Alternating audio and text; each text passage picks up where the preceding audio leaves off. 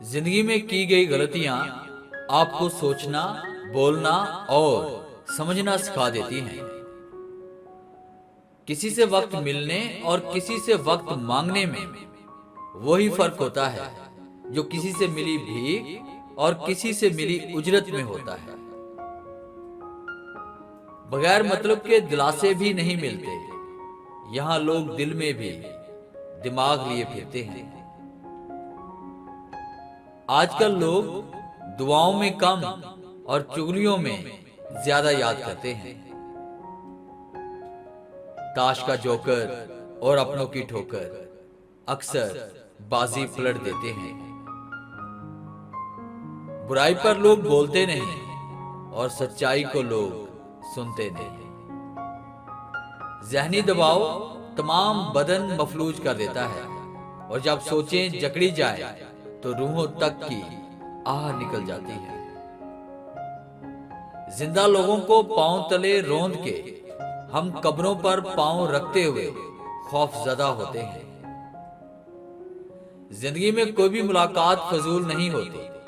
हर इंसान जिसे तुम मिलते हो वो या तो तुम्हारी आजमाइश होता है या सजा होता है या फिर आसमानी तोहफा होता है।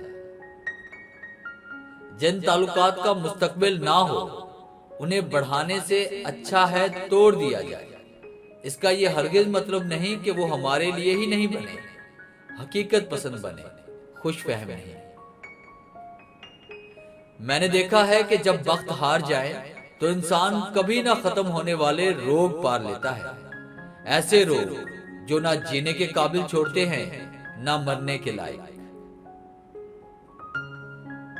जब किसी के लिए आपका होना ना होना बराबर हो तो इसको अपने होने का बार बार शिद्दत से एहसास दिलाते रहना बेमायने है। राब्ते इतने ही रखो जितने तकलीफ ना दें। हाय ये लोग दूसरों की इज्जत पे बातें करके खुद को पाक दिखाने वाले। हसद की इससे ज्यादा और आसान तारीफ आज तक मैंने नहीं पढ़ी। हसद रब की तकसीम से इख्तलाफ रखने को कहा जाता है।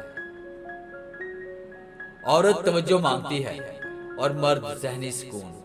जहां भी इन दोनों को ये दोनों चीजें मिलेंगी ये दोनों वहीं के होकर रह जाएंगे।